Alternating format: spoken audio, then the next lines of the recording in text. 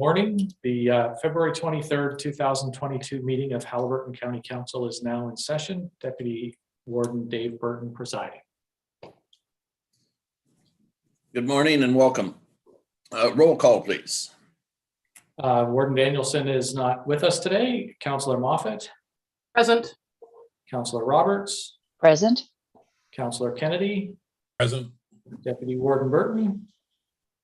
Present. Councillor Ryle. Present. Councillor DeVolen. Present. And I don't believe Councillor Shell is with us either. He's in the sunny south.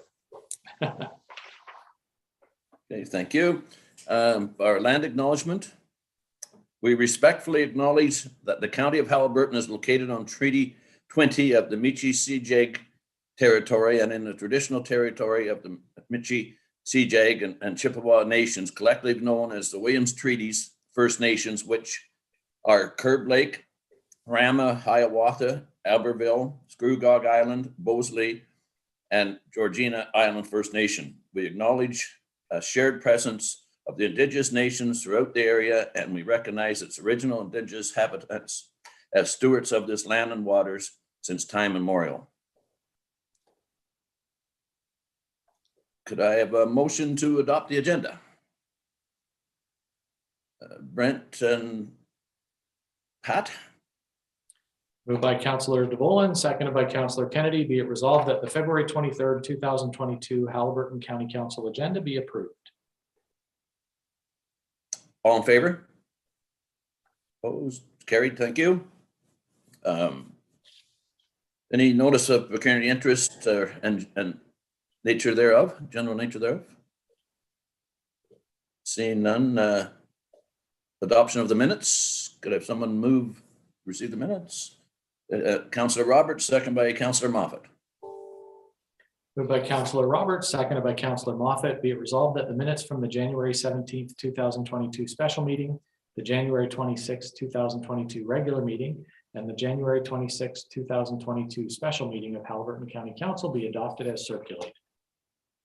All in favor? It's carried. Thank you. The business arising, I guess 7.1, Haliburton short-term rental review.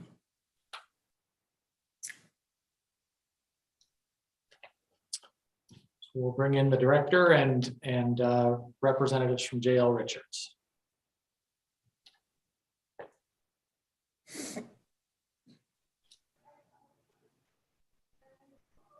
I think the director will introduce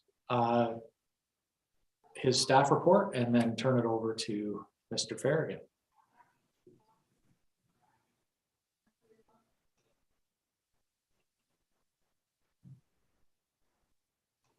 Thank you, members of council. This report is the second installment in our research study. The particulars here are the initiation of the community engagement, and what the consultant has done is sort of taken a snapshot of some of the community interests that they will be reaching out to, and they will also be preparing, hope to have a community survey done, and they can speak more about its content. They're looking for direction from council with and any feedback with regards to additional community interests that council is aware of that they can augment their initial outreach, as well as feedback on the survey questions themselves. Thank you.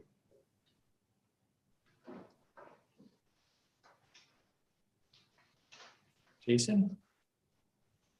Well, thank you very much, Mike and Deputy Warden, members of council.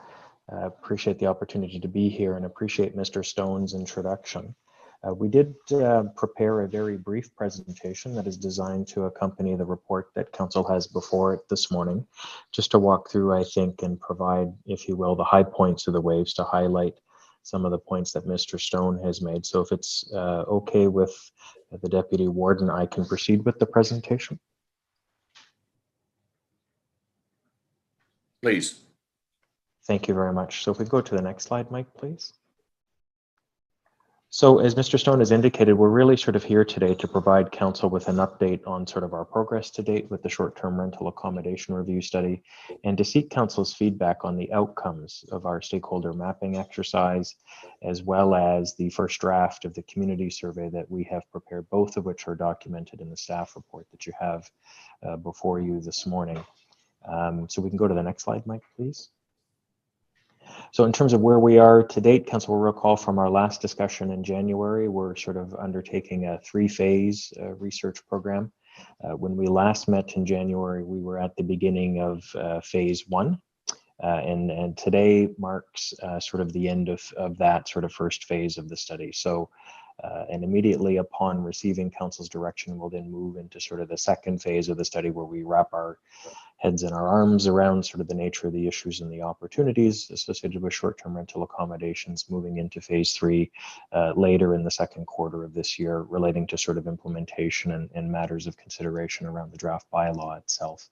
If we can move to the next slide, Mike, please.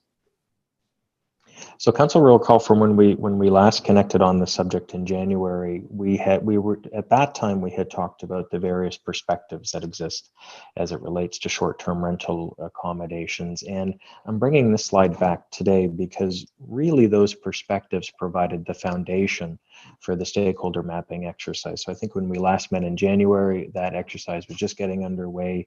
We've done some considerable research since that time. Had an opportunity to speak with Mr. Stone about the outcomes of that research. And Mike, if we can go to the next slide, please. What we've done is prepared what we're sort of describing as a preliminary list of project stakeholders to present to council this morning and to seek some feedback. So as we think about those perspectives and we think about Haliburton in particular, you know, clearly as we go through this, there will be some consultation with the county itself, both through these discussions. Members of council, we will be meeting with Mr. Rutter to understand his perspective. We'll be meeting with staff in economic development and tourism, Mr. Stone and his team, public works, as well as paramedic services to understand their administration's perspectives on short-term rental accommodations, understanding the various services that county council provides. We think it's important to repeat that process with the county's lower tier partners, if I could use that term. So Minden Mills, Algonquin Highlands, Dysart, and Highlands East, and looking at the services that each of the four lower tier municipalities provides. We think it's important to check in with councils of those municipalities, the CAOs, the clerks, talk to folks in economic development, planning, building, and bylaw, because that is a very important spectrum of services that are provided by the lower tier municipalities that interface directly with short-term rental accommodations. Clearly need to check in with the fire folks, folks that sort of are responsible for delivering waste management and public works as well. So that's one side of the stakeholder mapping sort of exercise. On the other side, we've mapped out on a preliminary way the home sharing platforms that we intend to consult with, again, subject to direction and feedback from council. We've already been contacted by the folks at Airbnb who have reached out proactively to initiate that consultation with us. They are monitoring this process and they are anxious to sort of participate and share their perspectives. When we last met with council, I think one of the things that we clearly heard is there was a number of organizations in the community today that were providing similar services, and county council at our last discussion felt it important that we check in with those. So we've begun a sort of preliminary list here, what we're sort of grouping under the subject of other accommodations, but clearly need to check in with the Haliburton Highlands Bed and Breakfast Group, All Season Cottage Rentals Inc., the WRD Cottage Rental Agency, Kinesis Cottage Rentals Inc., as well as Jane's Cottages. Provide a similar platform to Airbnb and Verbo, and they are active in the Haliburton area, so they merit consideration in terms of outreach and consultation. And then, of course, sort of other stakeholders, which is more sort of a catch-all category, if you will. So there we have the Ontario Provincial Police, as they provide police services within the county. We'll be checking in with the folks at Kawartha Lakes Haliburton Housing Corporation to get their perspectives on the housing implications of short-term rental accommodation. We're suggesting connections with Environment Haliburton to understand, impacts as it relates to the natural environment, as well as the Haliburton Highlands Chamber of Commerce. Mike, if we could move to the next slide, please. So, and then in terms of the community survey, so the survey is there, it's attached to the staff report, and this is the first of 2 surveys that we intend to conduct with the community to understand their perspectives on short-term rental accommodation.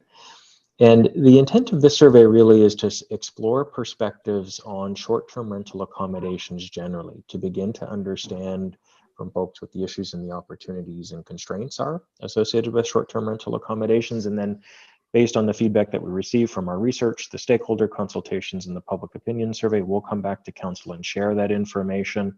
We'll hone in on sort of the true issues and opportunities and constraints. And from there, we would then sort of propose solutions to address the concerns that exist within the community. And in the survey that you have before you, we felt it important to, not recreate the wheel and to look back at the good work that has already been done in the county around sort of surveying on this issue. And we've looked to successful practices elsewhere. So we did find some other examples of community surveys that were available online. And so we've taken the best, if you will, from those surveys and used them to put together the draft that you have before you for consideration this morning. So I won't go through the survey sort of in detail unless council wishes to, but there are 12 questions there. Happy to discuss those. So with that, Mike, if we can move to the next slide, please. So with that, Deputy Warden, I'm happy to pause there and look forward to receiving any feedback from County Council on the work that we've done to date. Thank you. Council. Councillor Moffat. Thanks. Thanks for the report. I wanted to go back to the, I don't know if, oh, we took the slides down. Excuse me, back to the list of stakeholders. I wanted to ask, sorry, I was looking at my notes here. In the other accommodations, and there is a link here to one of the survey questions, is you've missed cottage care rentals, which is the 2nd largest cottage care rental agency in Haliburton County, and that they should be in that list. And I question the inclusion of Jane's. She's based out of Muskoka and only lists 2 properties in Haliburton County. So I'm not sure why she's in there. And in terms of business community, wondered about, as well as the Chamber of Commerce, I know there's crossover with the BIA, but should the BIA be included? And also the Tourism Advisory Group Committee, Halitac. I'm not sorry, I can't suddenly just forgotten what they call themselves. They're just getting their meetings back together, and they're a lot of the experienced providers and businesses that would round out sort of BI and Chamber of Commerce, even though there'd be some crossover there. Jason? That's my start. Yeah, so through you, Deputy Warden, I appreciate the question, and that is exactly why we're here, to get this type of feedback. So I think we're definitely happy to add cottage care rentals into that list. It was an oversight on our part. Jane's Cottages, admittedly, Mr. Stone and I did have some discussion on this, and at the time when we were looking at the number of listings that they had available, it was certainly higher than 2, which is why they sort of merited sort of inclusion on the list. But again, subject to discussion and feedback and direction from council. So if council feels that there isn't significant value that's added to the conversation, we're happy to sort of remove them from the list. And in terms of the BIA and the Tourism Advisory Committee, those are good suggestions, and I think we're happy to add those as well. Right, to have Councillor Kennedy and then Councillor Royal. Okay, thank you. I'll just please take these as constructive, not destructive comments. First of all, I find the mixing of housing rentals and vacation home rentals confusing and should be separated. A person renting lakefront property for X number of weeks per year is much different than taking a home and converting it into a short-term rental, which removes it from the actual housing rental pool. So I'd like to differentiate between those income properties and vacation rentals if possible. Under the questionnaire, I'd like to see some kind of a backgrounder for people before they start doing this questionnaire that would include how many noise, parking, safety complaints have actually the municipalities received, what has been done about them, and what changes have the municipalities made in order to address any of those concerns that have been brought forward. Just a reminder, there's no economic development staff in the lower tiers. It's only at the county level, to my understanding. And I agree, remove Jane's Cottages and add cottage care. You've got Airbnb and VRBO, but you don't include anything from the Travel Industry Council of Ontario agencies. They're registered accommodators and need to be included. There are also no reference here to the Ontario Cottage Rental Managers Association, who are advocates and then also follow along with the Ontario Travel Act of 2002, which is administered by TICO. And just as to put it on the record, the mission statement for the Ontario Cottage Rental Managers Association, which I think really reflects what we're trying to do here, is to advocate for and promote responsible management practices in Ontario's short-term rental industry by sharing knowledge and developing best practices to provide an optimal experience for guests, owners, and neighbors, while contributing to the economic sustainability of the stakeholders and municipalities in which we operate. I think that captures what we're trying to do here in a very good way. Why Kawartha Lakes housing? Again, we need to to my opinion, we need to differentiate between vacation and rentals. I've got more questions. I'll stop there for now. Thank you. Okay. Councillor Rao? Yeah, the other thing too is I'm not sure if it'd be covered up under the Chamber of Commerce, BIA, or some other organization. But I know when we were working with groups of people, the resort owners, the people who were having lodges and stuff like that, they also had some challenges in the sense of what regulations were being imposed on the short-term rental people, as opposed to the regulations that they were following. And there's quite a bit of difference between the two. And I think that it's important that we recognize that that they too are in the business of doing what the short-term rentals are doing, and yet they're subject to a lot more regulations. Now, is that fair or is it not? I'm not going to address that, but I think it should be investigated, and somebody from that group directly, not through like a Commerce or a BIA, should be added to the list too, so that we can see the restrictions that they face and whether those particular challenges would be brought to the short-term accommodators, or are they going to be a complete separate entity subject to a lot less regulation?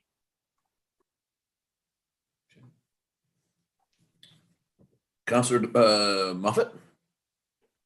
I will go back to the beginning of the survey. I wanted to ask the rationale for, so question 2, it's which township, but there isn't an option to say that I don't own property here.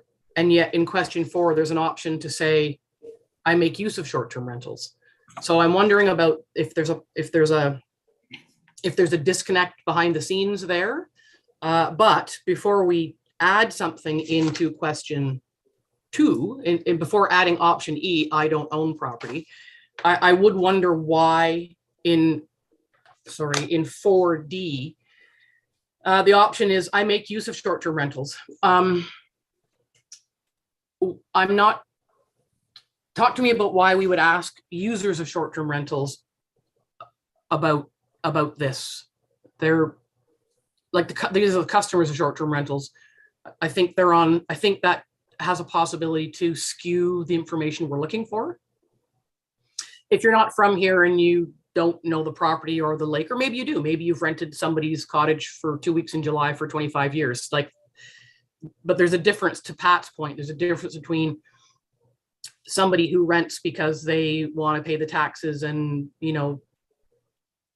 clean the gutters versus somebody who only owns property and they run it like a commercial business. So I don't know if this is the survey wherein that might be differentiated, but to me that speaks to the users. And I'm just not understanding the rationale of why we would ask the customers of short-term rentals these questions if they're the people who may be contributing to either the economic advantages or the community disadvantages that both go with some short-term rentals. And I'm being very careful about my words because it's not all sunshine and fairies, and it's not all, negative Nelly news either. I'm just not understanding why we would ask those folks these questions. Maybe we could talk about that a bit. Jason? Yeah, so through you, Deputy Warden, I think that's an excellent question. And I think our response, generally speaking, is we had sort of suggested that users should be included in the survey to provide council with as balanced a perspective as possible. So different from somebody that would be own and sort of renting on a periodic basis, or somebody that owns and is renting on sort of, as Mr. Kennedy sort of says, a more commercial basis. How many people we get in terms of participating with the survey and interfacing with it, who sort of check that box, remains to be seen, but we thought it was important to put it onto the table for discussion with council because it does provide, I think, that balanced perspective to inform the policy development process. Okay. Councillor Kennedy. Okay, just to carry on then. On question 4D, I went a little different tactic on that one. I think that one should have been separated. And to your point, Jason, I'd like to see that that we dig deeper in the mindset behind the people who are renting short-term or vacation homes. How many times did you use it? Did you use this to discover more about Haliburton County? Did you use it to decide whether to purchase a property here? In other words, let's find out why people are coming and what the results of their visit are, just to take that out of the context of the rest of the questions. The Adventure Haliburton has not been included in the business community. That's a group here that about, I think originally 11, I think there's 20 now businesses involved in the tourism part here. Nowhere in your questionnaire do you want to talk to the lake associations, which I found surprising, or CHA. I think they've got a lot of input that might be able to give you some anecdotal information. Question 4B, I'd like to see a definition of periodically. Is that 3 weeks a year, 30 weeks a year, every other year? Only when you need improvements, as Councillor Moffat says. It's just, it's too wide open, and it doesn't start to really focus in on what the issues might be. Question 5, relevance, already asked in question 4, and question 6, same, already asked in question 4 to my thoughts. I've got more, I'll leave it there. Jason, did you have any comment? No comments. Those are all good suggestions, subject to additional feedback from sort of council, I would say. All right, thank you. Councillor Roberts. Sorry, slow on the mouse. I can't even speak. When it says I make use of short-term rentals, see, I wasn't sure what that even meant. Does it mean that you rent, or what if you are the agency that is benefiting from this and you employ people? What if you're the cleaning company? So I think what we're trying to capture, and I don't know where or how to word that or where that would fit in, but make use is too vague. So I have rented a short-term rental before is more clear. And then somewhere in a survey, I indirectly benefit from short-term rentals. So like I say, it could be the cottage maintenance, could be the like these companies that we listed and named, the local agencies. They employ a lot of people. They're making a living and making business. So that needs to be captured too. I forget which councillor said it. We're not looking to, obviously, we're not going to ever stamp these out, but there is a great economic benefit to having more people come here and rent here. But there's also businesses that are full-time year-round businesses thriving on the business of short-term rentals. So somewhere that needs to be captured, and I'm not sure how or where. Okay. Councillor Moffat. Thank you. Yeah, I love Councillor Kennedy's idea and Councillor Roberts about breaking that out, because I think what I have found with the survey, the draft survey, is it doesn't provide me what I'm looking for on behalf of the people that have been reaching out to me for years and years and years about this. So I do think I would rather have it a little bit longer and a little bit more detailed so we can get exactly what we're looking for. And I wonder in question, I know we'll be here all day, but anyway, I mean, we're only at question 4, but to satisfy the stakeholder additions that we've made, we might add in, I operate a TICO licensed rental company, because then you're breaking those people, you're breaking those folks out. And in these couple of questions in 4 and 5, I'm wondering about prefer not to say, because if you're in, you're in. Like if you're going to participate in the survey, you have to answer the question. So you don't get to say anonymous, prefer not to say. Like, we know that we're not collecting people always think we're collecting IP addresses or we're going to somehow track people down. The results are anonymous. Let's just make that very clear because of the world we live in. But I don't care or prefer not to say. I think people should have to say. And if they have to say by breaking the survey out to a little bit more detail, then as I say, if they're in, they're in. If they want to participate in the survey and help us out, then they'll take the time to do it. Okay. Councillor Kennedy. Yeah, and great comments, Councillor Moffat, on that couple points you made there. On 4C, I going back to this term short-term rental, and you're asking, I own a property which is solely used as a short-term rental. I'm wondering if that could be made clear as take a short-term rental and say as an income-generating property. I think that really hits the nail on the head that we're separating the person, as Councillor Moffat said, that wants to buy a new dock for their cottage, and the one who's going to generate revenues in order to make this in and turn this into a business. Question 7, I'd like to see the breakout of the economic impacts in order to get a better background data. You've got in here just examples, but you don't let me comment on each one of those. Economic development, increased employment opportunities, as Councillor Roberts commented. I'd like to see what people think about each of those as a separate category rather than just grouped together.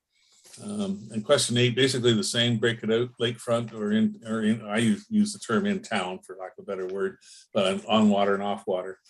And question 9, again, need to differentiate between occasional rentals, income properties, water vacation, residential. And again, in question 9, define monitoring, and I don't know what that means, and impact on the tax base. I'm not sure what that means. And question 10, I'm not sure what this question is trying to address. Question 9 already asks about issues. Both questions could be constructed better. I only have a couple more left, so I'll leave it for now. Councillor Roberts. I don't know if Jason wanted to answer any of those, and I'll hold off. Or like, that's a whole lot of stuff all at once. I will speak just the one thing that Councillor Kennedy just said, which is 4C. I own a property within Haliburton County, which is solely used as short-term rental. I'm actually okay with that because there's a different definition of short-term rental. It has to be and Jason helped me out here, or Steve, whatever. Is it 28 days or 30 days or something like that? Because the way you worded it, Councillor Kennedy, makes it sound like it could be year round. And you have to put in short-term rental has a definition, and that is what that is the whole point of this, not just the survey, but the whole investigation that County Council is doing is about those short-term rentals, and there is a definition for those. Maybe that needs to be said in the survey. A short-term rental is.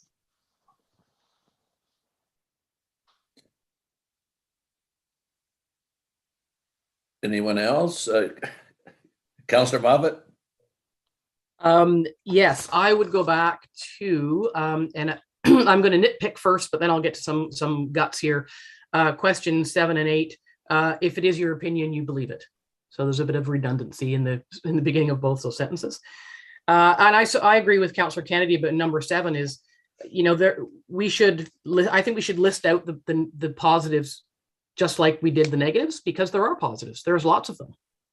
And I think that's only fair to say, if it employs, well, we know what they are because they're listed there, but I would prefer to see, if for fair and balanced, prefer to see a list for positive and a list for negative.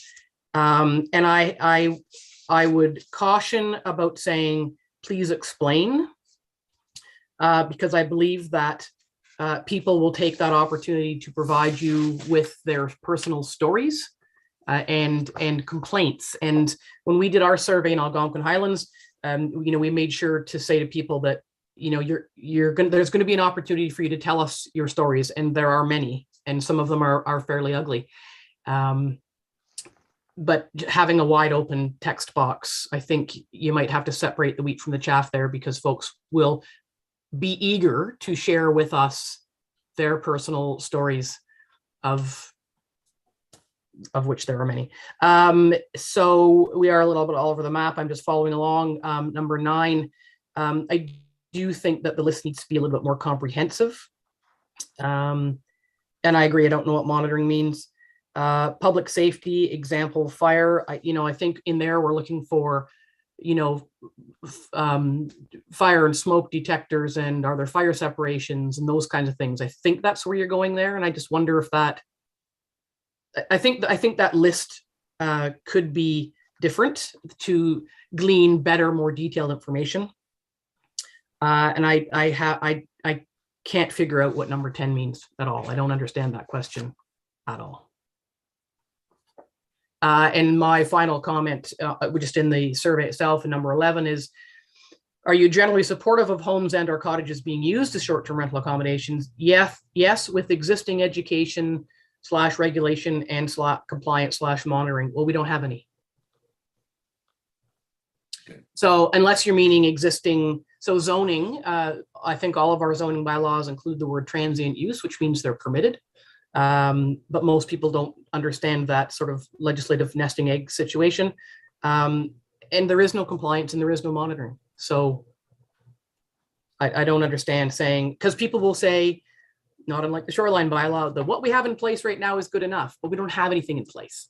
So, OPP only go to certain things. And bylaw doesn't work on weekends when the big parties are on. So I think it's folly to ask that question because of the lack of existing anything. Okay. Jason, I will ask if you're all right with, I suppose we'll call it summarize when we're finished. We'll just get to some of the questions, and I see you're jotting things down, so maybe I'll get you to respond if you don't mind towards the end. Councillor Kennedy. That works for me. Oh, thank Yeah, you. just following up on Councillor Moffat's comments about question 10. I took it the other way, that what regulations being currently in place, we have noise bylaws, we have parking on roads bylaws, those kinds of things are already in place. And I wondered if that's what you meant rather than what Councillor Moffat was asking. And then the enhanced, there's no reference or background material provided, such as enhanced regulations might look like more fire inspections, weddings or no weddings or large gatherings, more rigorous septic inspection with actually posted how many people can actually stay there, the parking limitations, zoning changes. Get back to my previous one when we're talking about people buying cottages now on the waterfront as income properties. Perhaps we need to look at a zoning change for that. I don't really necessarily want to impact the person that wants to put a new roof in their cottage or buy a dock. Maybe that's a permit base, but we're seeing more and more people buying cottages with no actual ties to the lake other than the income that it generates. And that's my biggest concern. Thank you. Okay. Brent, did I see your hand up? No, I'm just, we all have our things, and my lack of comments is not a disinterest, but I know that there's at least two members of council that are up to their knees in this, and I'm just waiting to get through the end of it to see if I have anything that's of any value to add to the comment, Deputy Warden Burton. Okay, thank you. Councillor Moffat. Yeah, I would like, if I may, if perhaps Jason could explain question 10. I said I didn't understand it and then sort of moved on, but maybe I've missed something. I guess my concern is I think perhaps I might be one of the people Councillor DeVolen was referring to, and I think I have a file, my email file going back 7 years on this, and I know there's a lot of people eager to participate in this process on both sides of the equation. Let's be very clear about that as well. But I feel like if I don't understand question 10, then and I'm up to it, up to here with it over many years, then it might be lost on folks. So can you explain what you're looking for in question 10? Sure. So through you, Deputy Warden, I think so 10 is meant to be read in conjunction with 9, and what it is intending to do is to quantify, if you will, or correlate sort of the level of concern that is registered in question 9 with the frequency of the property being used for short-term rental accommodation purposes. So appreciate that it isn't necessarily a direct correlation in the sense that we're not running a correlation analysis or a multivariable regression analysis on the survey results, but it's intended to draw that connection point between the concern and the frequency of use.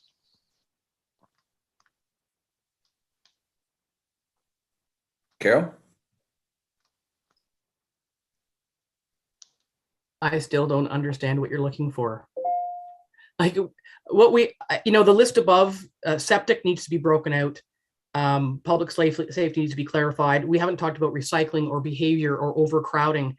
And I get, I'm not a survey person, and I fully appreciate that there's a far greater detail of correlation behind the scenes to be done. But I don't think that's translating to ease of use at the front end for the public, for the consumer, just for you and me and everybody else. So let's just go with, let's do an example. Let's say excessive noise was the greatest concern. Is the user then supposed to say, in relation to excessive noise, if the dwelling is occupied by the usual residents, I have less level of concern about noise because it's my neighbor and I know him? Is that the correlation you're looking for? Through you, Deputy Warden, yes, that is a good example of the type of feedback and story that we're looking to build to the survey results. Good. Councillor Kennedy. Yeah, I'm still confused with 10 and 9. Sorry. I think, as Councillor Moffat says, we need to take each one of the excessive noise and then go to question 10 and answer that one for that point. I think that's where you're going, Councillor Moffat. That's on my note. I just had the questions were poorly constructed. What are we trying to address? As question 9 already asked the issue. I think it cleared up some of it, Jason. And there's no mention anywhere of implementation of a municipal accommodation tax, although that may come later further down through this process. There's no reference to it, what it provides and what impacts it could have, negative or positive. Anyways, I've got my notes all on and I've been all over the place, and I apologize, Jason. So I do have them sort of in a Word document, and I'll get them to you afterwards so you can make some sense of where I've been bouncing all over. But anyways, I thank you for listening and Deputy Warden not for muting me. Councillor Moffat. Yeah, and just I appreciate the need to wrap up, but I just want to circle back to question 11, and with the option of A, one of the things that I think we can all say that we found over the years is, to the point that was made earlier, yes, there are regulations in place. There are noise bylaws and fireworks bylaws. What there is a lack of enforcement thereof, and we all know that. And so on the one hand, we're often asked by the public to do something about that situation, for which we don't have the resources to do a good job of enforcing it or managing it. And so the folks who, and there are, the government hands off my land kind of folks, there's lots of those out there.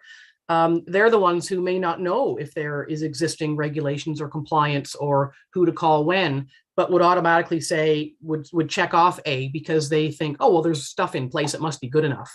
We haven't, I think it was Pat's point, we haven't said what it is. So if it is in fact about existing bylaws and using the OPP for certain situations, somehow that needs to be explained because people don't know who to call. That's another problem, is they don't know who to call for which thing, if it's noise, fireworks, or as we've had not too far from here, laser pointers, inappropriate language to young children, gunfire.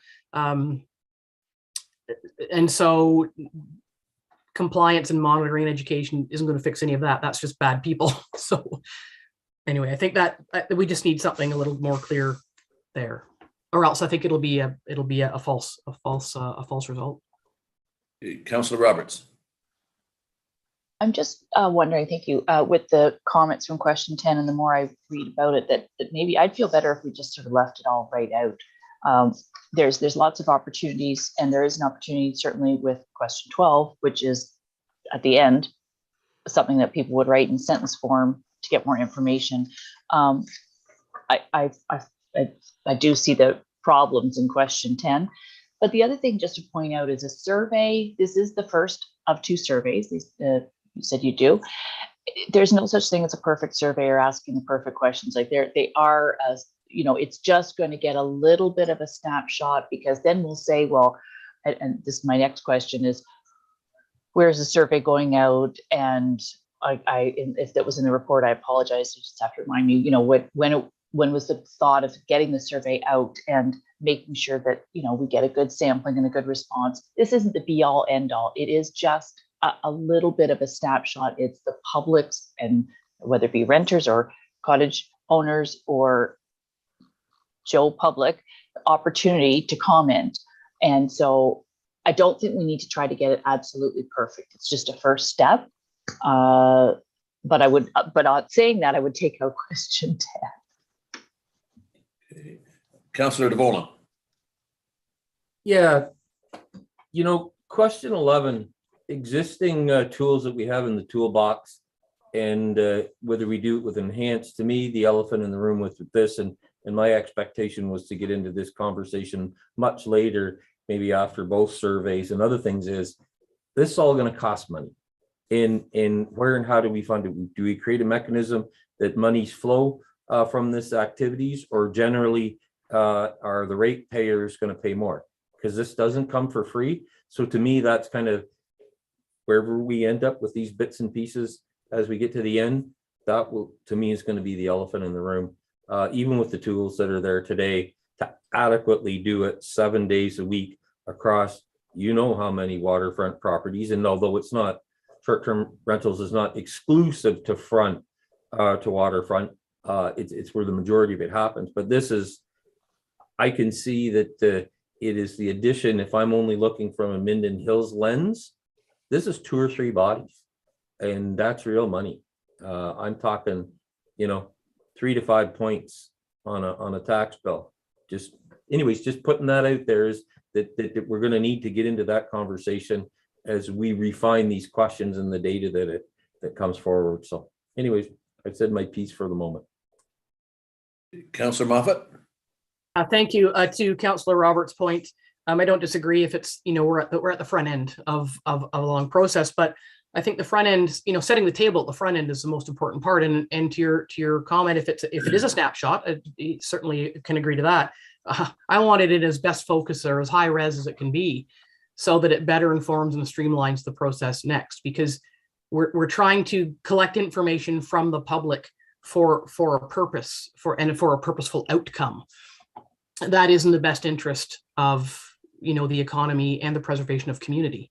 And as this draft doesn't provide for me what I was hoping to see based on my interaction with many constituents over the past 6 or 7 or more years.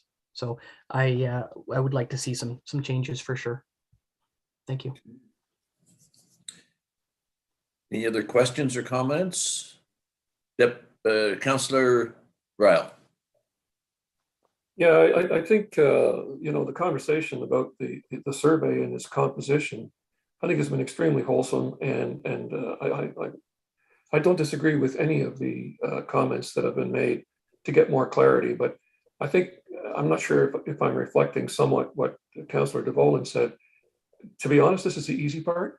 This is the part that basically is gathering information. One of the things that we went through when we started this process in Highlands East was then separating what should be included in a short-term accommodation bylaw from the interface that bylaw would have with any other bylaw that would be associated. And that's going to create a different problem for us, because if this becomes a county bylaw, many of the other bylaws are lower tier bylaws. So I'm looking forward to that particular discussion. And I think that's the next phase of where a lot of this information is going to go to, is how many of the bylaws should be revised, and should any additional bylaws be moved up to the county. Again, I'm very interested, although I haven't said much about the survey. I'm more interested in the results of the survey and the opinion that we're going to have at that time of where we're going to go, because that's really what I've been arguing with from the get-go, is the scope of this bylaw and its interaction with other bylaws that affect it. So thank you very much for what you've done, Jason. And I really have been listening and appreciate the input that we've got from all the ministers, the other members of council. Councillor Kennedy. Just to wrap up my comments, two things. I'd like to see a little bit more background on the municipal accommodation tax, just what it can and can't do, to reflect back on Councillor DeVolen's comments about how we're going to pay for this thing. I understand, may not be completely correct, but 50% has to be used for tourism marketing, and the other 50 can be broken out for municipal needs. And also clarification if an upper tier can do it, or is it just to implement the tax, or just lower tiers. Second part, Jason, has there been any consideration or any thought, and this will probably inflame people, but to implement an interim control bylaw, which is allowed under Section 38 of the Planning Act, which allows the municipality to prohibit anymore until permanent measures can be put in place. And there's no public notification process required under that section of the Act. It's just to hit a pause button until we figure out what we're going to do. It would allow people who are considering purchasing, for example, lakefront properties for income purposes only, to know that there is something in the works, and maybe they want to reconsider. That's way out there in left field, but it's a tool. It's in the toolbox that nobody has spoken of yet. Councillor Moffat. I'm sorry, Jason. Oh, Jason can go ahead. I'm okay. No, I'm okay. I'll save my comments for the wrap up. All right, thank you, Carol. Okay, and I wondered again, and it's a bit nitpicky. I just wonder if we can stop calling this home sharing, because these are rentals, and these are rentals in a variety of forms, some helpful and good, and some not. And I wondered if in your community survey, not this survey, your community scan, if you had or were planning to talk to Prince Edward County.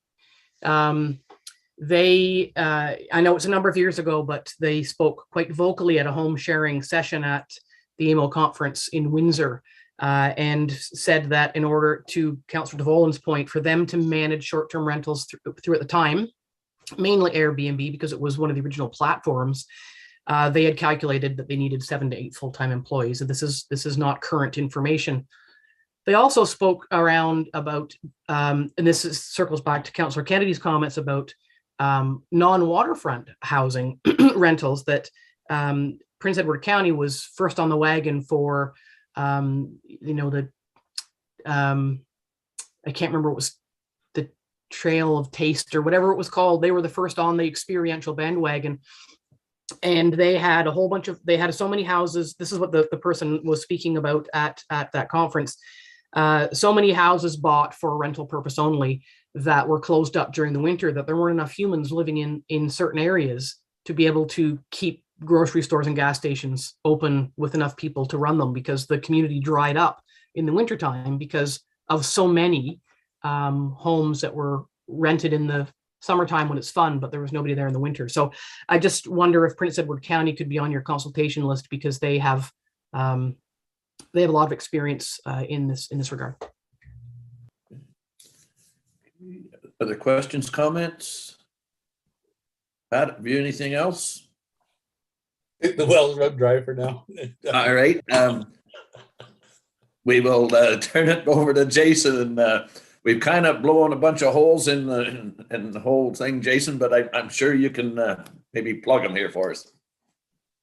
Yeah, well, thank you very much, Deputy Warden, and thank you to members of council for the feedback. Before I get into sort of some high-level responses, I will take Councillor Kennedy up on his suggestion in terms of sort of sharing more detailed comments, his more detailed comments on the survey. I think that would be very helpful to both Mr. Stone and myself, and I would extend the same to all members of council. If you do have more detailed comments in writing on the survey, yes, please share them with Mr. Stone and I, and we can make sure that we've captured all of the changes that need to be captured. So I think based on the feedback that I've heard, and I'll also sort of look to Mr. Stone to kind of supplement if I miss anything here, but there are certainly opportunities, I think, for us to reflect and go back and to augment, I'm going to sort of say, the context for the survey to get at some of the things that Councillor Kennedy and Councillor Roberts has described in terms of framing the issue, talking about feedback that's been received to date, things that have already been done, and what this initiative is intended to build upon that. And as part and parcel of that, we can incorporate a definition of what a short-term rental accommodation means, just to make sure that we're all on the same page and sort of talking about the same thing.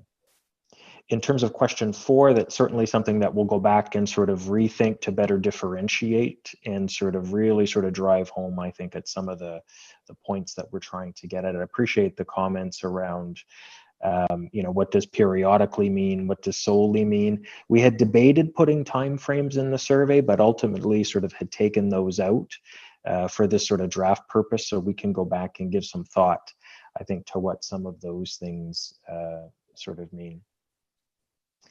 In terms of the comments around, and the one that jumps out to me is 4G, and there are others. 5D is another example on the prefer not to say. I believe that was some feedback from Councillor Ma, but that's a fair point, and we can sort of remove, I think, those pieces from the survey as well.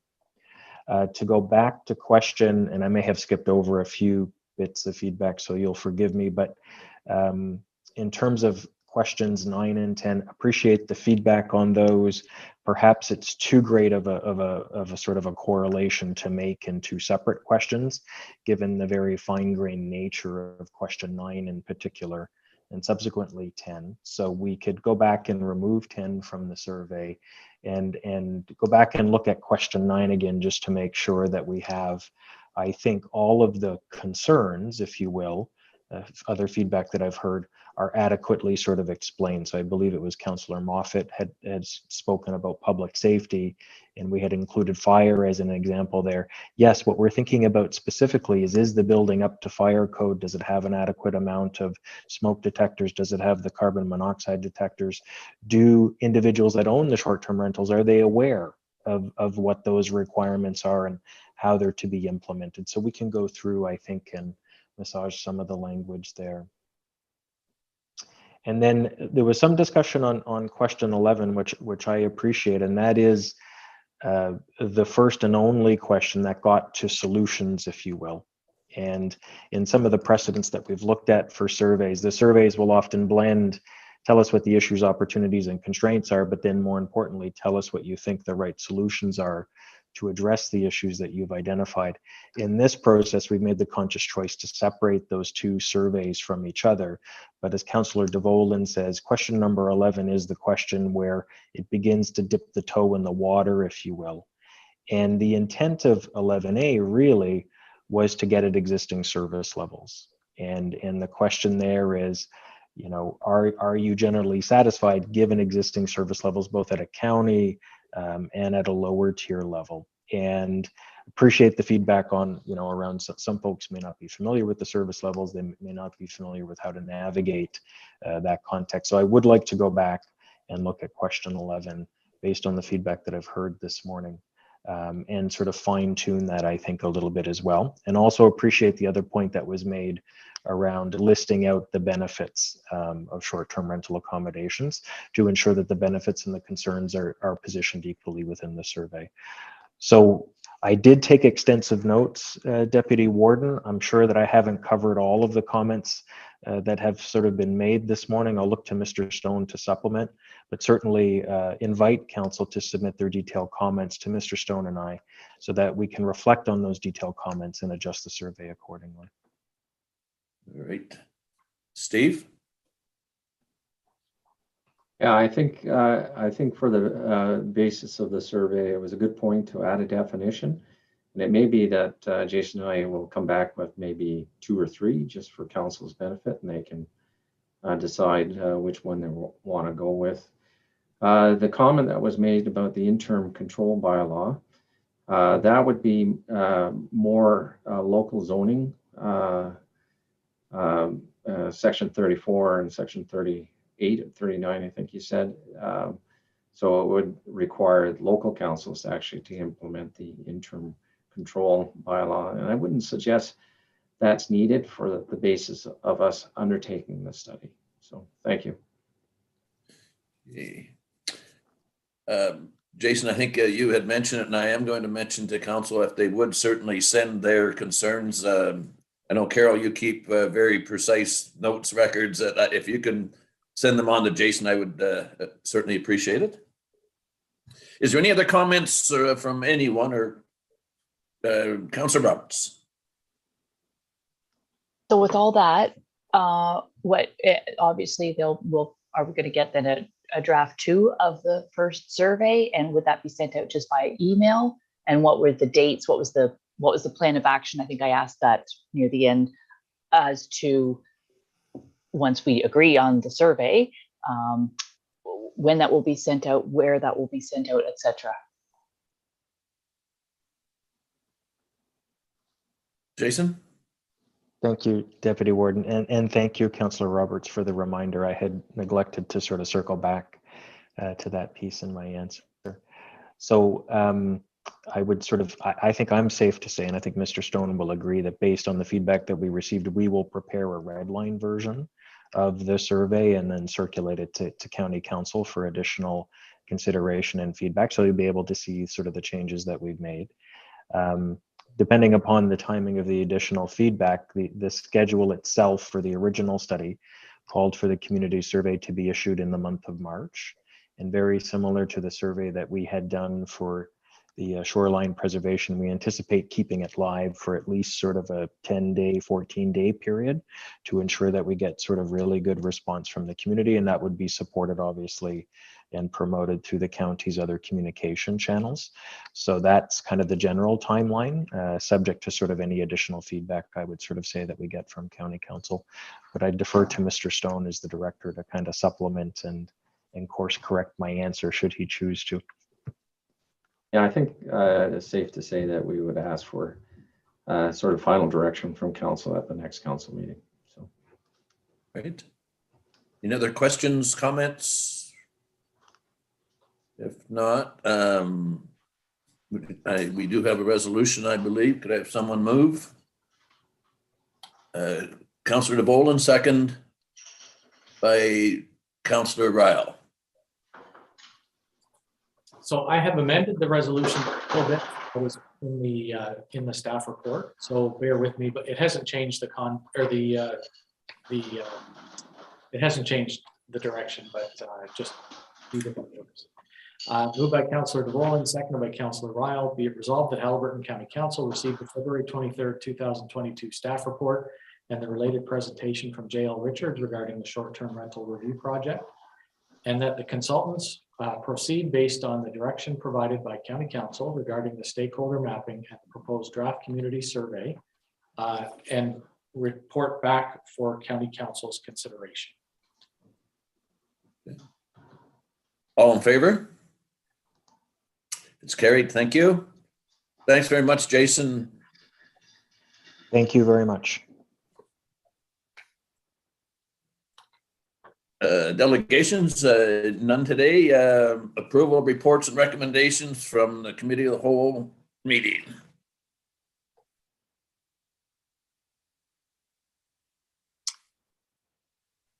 Could I have someone move? Yep. Councillor Moffat, second by Councillor Kennedy. Moved by Councillor Moffat, seconded by Councillor Kennedy. Be it resolved that the recommendations from the February 9th, 2022 meeting of Haliburton County Committee of the Whole be adopted by Haliburton County Council. All in favor? It's carried. Thank you. I think we're down to item 11, planning and environment, planning department update. thank you, members of council. This is our standard report. Things are steadily going on with a lot of activity with our land division office. Beyond that, it's business as usual. Thank you. Thank you. Have someone move the Councillor Kennedy, second by Councillor Roberts. Moved by Councillor Kennedy, seconded by Councillor Roberts. Be it resolved that the February 23rd, 2022 Planning Department Update Staff Report be received for information by Haliburton County Council. All in favor? It's carried. Development charges study. Thank you, members of council. This report is presented to you for consideration about initiating a study over the next number of months to consider whether or not the county and the lower tier municipalities want to pass a development charges bylaw. Council may recall that this was presented to you a couple of years back, and what came out of that was that the study costs were higher than was anticipated, so it was put on the back burner, so to speak.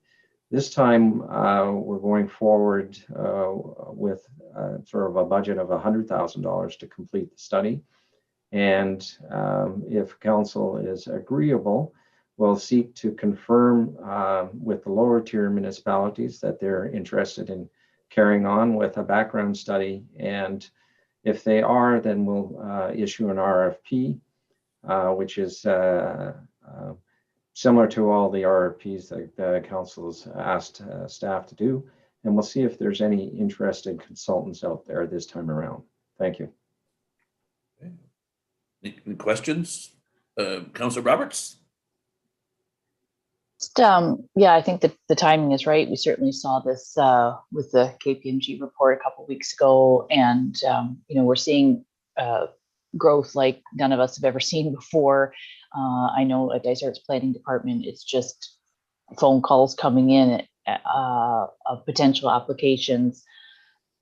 It's going to be a little bit overwhelming. Because I'm not familiar with development charges, Steve, can you just explain to me, is this on every building permit? So someone wants to even do an addition to their home, this is residential, or do you make it just commercial? We know our tax base is 95% residential. So is this on every building permit? No, it's not. There's a bit of background in the report in regards to that. So it really is about new dwelling units being introduced into the market. So okay, so it's a brand new, it's a major residential. That's right. Build. Okay, and thanks. the development charges study will break it down into single detached dwellings and rentals, and they'll have different rates based on density. So. Thank you. Any other questions? If someone move, I believe, to receive. Councillor Volan, second by Councillor Moffat. Moved by Councillor Volan, seconded by Councillor Moffat. Be it resolved that Haliburton County Council receives for information the February 23rd, 2022 staff report on development charges. That Haliburton County Council directs staff to obtain appropriate documentation from the local municipalities that confirms their concluded participation in the completion of a development charges background study. And further, that a development charges background study request for proposal be issued. And finally, that the development charges background study be completed by October 2022. All in favor? It's carried. Corporate climate change adaptation plan. Steve. Thank you, members of council. I believe Corey will be present shortly to give you an overview of her project she's been working on. Thank you. Good morning, Deputy Warden Burton and members of council. So today I'm presenting a draft of the Corporate Climate Change Adaptation Plan. This is phase 2 of 3 of the climate change planning process, with phase 1 being corporate mitigation, for which a plan was approved in the fall of 2020, and phase 3 being the community plan, which is underway currently. So milestone 3 marks the completion of a plan. Next slide, please. The purpose of a corporate climate change adaptation plan is to provide a first step for understanding the climate-related risks that impact our municipal operations and services, as well as providing steps to embed resiliency across our operations and infrastructure. So those climate impacts to private property, businesses, as well as community well-being will be investigated through the development of the community plan, as it addresses both mitigation and adaptation. So the scope of this corporate plan is things like parks, public works, water and wastewater, and administration. This adaptation planning isn't new, it just might not necessarily have been labeled that way in the past. So it's important to note that this plan builds on years of action from our local governments, addressing things like severe rainfalls, extreme heat, and intense storms. So this plan serves as a guide to continue that work. Next slide, please. The business case for developing a corporate climate change adaptation plan is that Local governments are on the front lines of responding to extreme weather events, and this has impacts on both service levels as well as budgets. Local governments also have a variety of mechanisms under their control, including education and outreach, policy and program development, as well as capital investments. It's also cost-effective to proactively plan ahead.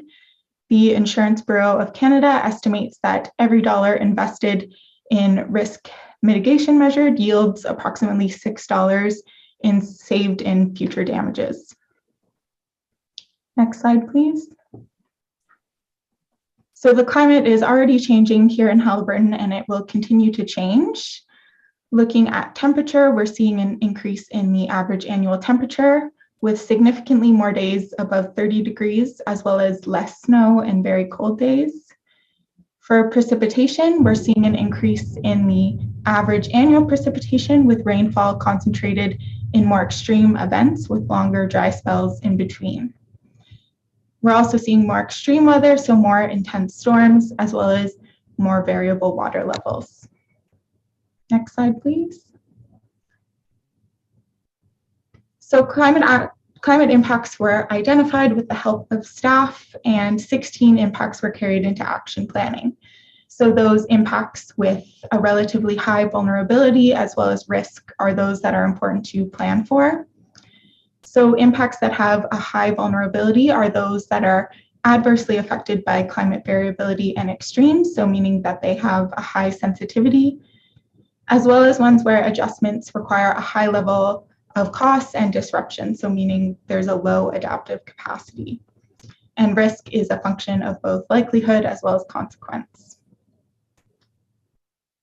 Thank you. So the plan centers around 4 main goals. The first goal being ensuring that current and future infrastructure is adapted to withstand the impacts of a changing climate.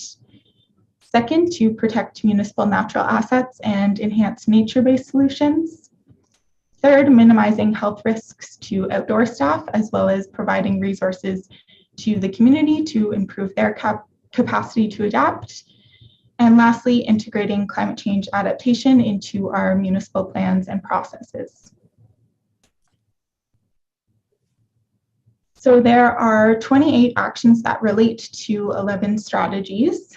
First, reducing the risk of infrastructure becoming overburdened in a future climate of increased precipitation and more intense rainfalls. And this relates to the flood mapping project. Continuing to invest in preventative and routine maintenance of municipal infrastructure. Ensuring both municipal buildings as well as parks and recreation spaces are more resilient to a changing climate, and continuing to maintain and expand outdoor recreation spaces that provide a reprieve from the heat. Next slide, please. Ensuring flexibility of winter recreation opportunities in a changing climate, and that those changes are well communicated. So things like snowpack and how that relates to snowshoeing events, enhancing the health and safety of staff during extreme weather events, and utilizing our municipal assets to enhance the health and safety of the community. Leveraging external resources to help build adaptive capacity, so things like federal and provincial funding, mainstreaming climate change considerations into municipal decision-making, and lastly, building internal capacity to respond to a changing climate. So the most important parts are implementation as well as monitoring the progress. So in the short term, priority is recommended to be given to those actions that integrate with existing work plans and involve modest operational changes. So things like a climate lens on staff reports to council, both at the county and municipal level, has been identified as an immediate priority, as well as raising staff climate awareness to help integrate this climate change lens into existing work. So many actions begin with continue or integrate, which wouldn't have significant additional budget implications. For those actions that require more resources and more staff time, it's recommended that a comprehensive implementation plan that spans the 3 levels of climate change planning is created when we are nearing completion for that third phase of climate change planning. And it's also recommended that there's progress updates annually to council. So I believe right now in the fall is when the corporate mitigation updates are presented. And so we will build on that to include corporate adaptation as well. And then a 5-year review of the plan.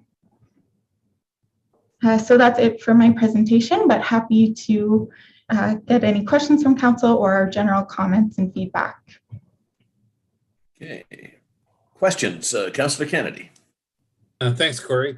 When I reviewed your report and then the PowerPoint, first thing that came to mind is that this is Emergency Management 101. So my question is, have you shared some of your information with the upper and lower tier CEMCs? And because it's all part of the risk and management strategies that are part of the Emergency Management Program. So just in order to make sure everyone's on the same page, I believe that your information should be shared with those individuals so that it becomes more of a corporate plan, totally integrated. That's just a comment. Okay. Councillor Moffat. Thank you. Thanks, Corey. Really good report. And I think Pat makes a really good point. And this is about consolidating, a number of approaches so we aren't duplicating. And I wondered about the there's no question that the increase in the variability of climate of weather patterns, and in particular our area with the reservoir lakes, the water levels that are already going up and down quite a bit, is going to be significantly more in the future. And I think you have some relationship with CEWF, and because Ted Spence keeps really detailed and comparative year-over-year precipitation. And that level of detail is probably pretty unusual in most communities, but we have that. And so just hope that CEWF is on your speed dial, because I think the work that some of those guys are doing could be really helpful for this whole thing. Councillor DeVolen.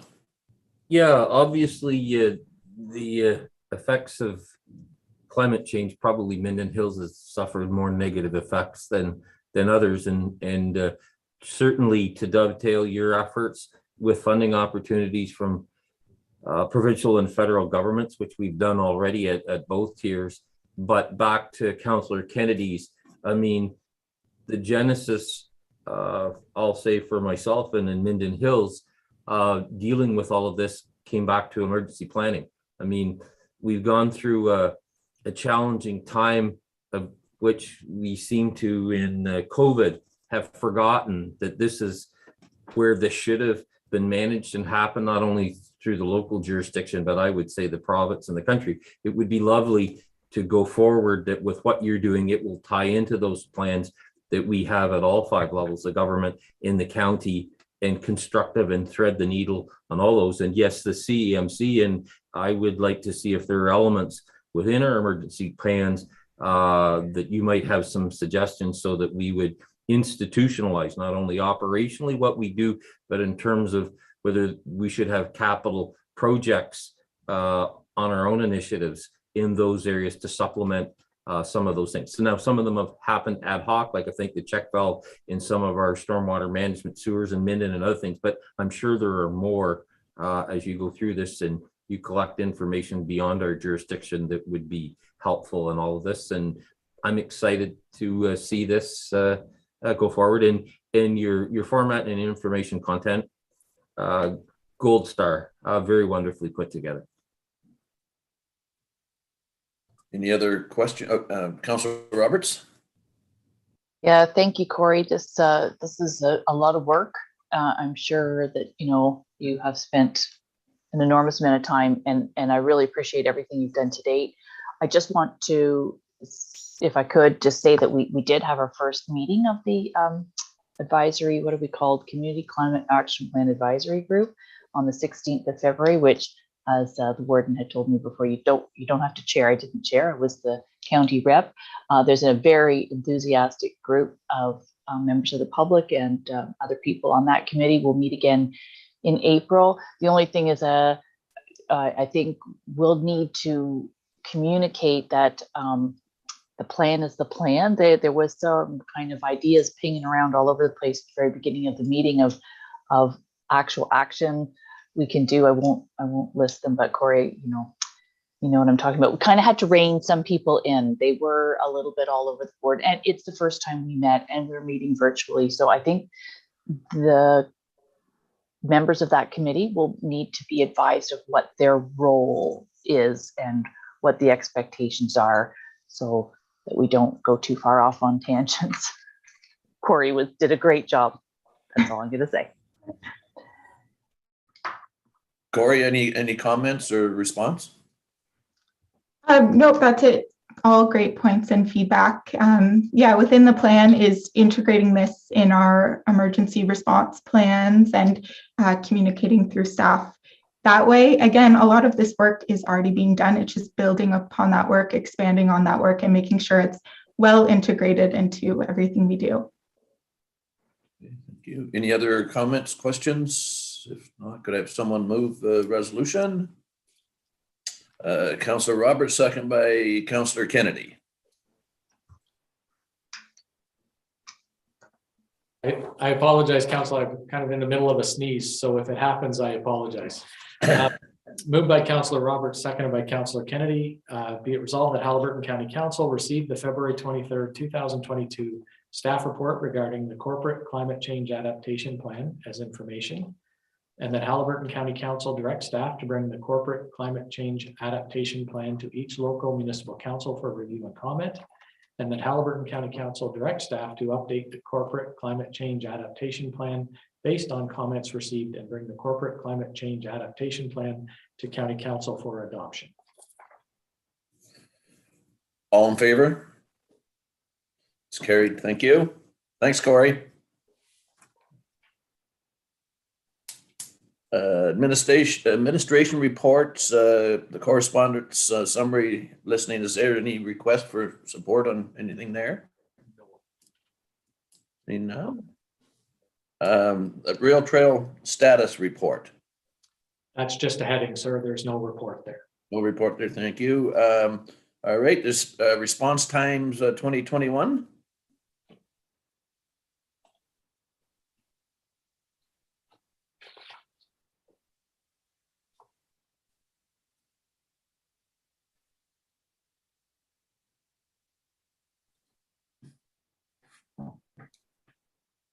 Chief Wade.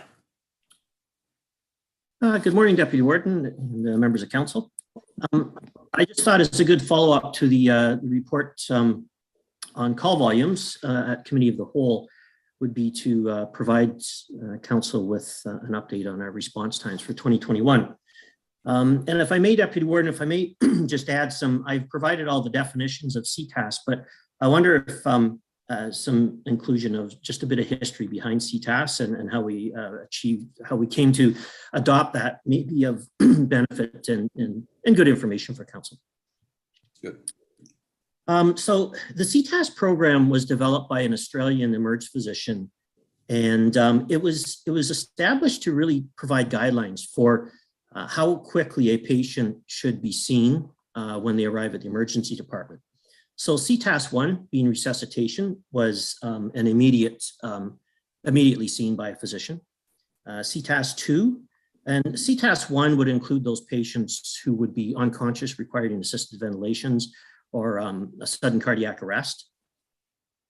Ctas 2, these are emergent patients, and the guideline was to a physician to see them within 15 minutes upon arrival at an emergency department.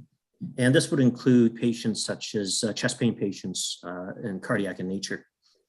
Ctas 3 are urgent patients, and these would be patients such as an abdominal pain requiring further investigation that is not seen as an immediate life threat, and these patients should be seen within half an hour. Ctas 4 would be a minor laceration, and this is a less urgent patient. A minor laceration may be requiring some sutures, and these patients should be seen within 1 hour. And Ctas 5, these would be very non-urgent patients. An example, possibly an abrasion, maybe needs some cleaning and dressing. Also, you notice in our response times, we have to provide response times for sudden cardiac arrest And that's only in a pre-hospital setting. Sudden cardiac arrest doesn't apply in the emerge department setting because sudden cardiac arrest, they're included in the Ctas 1 patients. So in the late 1990s, CAPE, which is the Canadian Association of Emergency Physicians, adopted the Australian plan and tweaked it, and it became the Canadian Triage Acuity Scale, which is Ctas. And this was rolled out under the leadership of the president at the time, Dr. Michael Murray, and on our end, her name was Louise LeBlanc.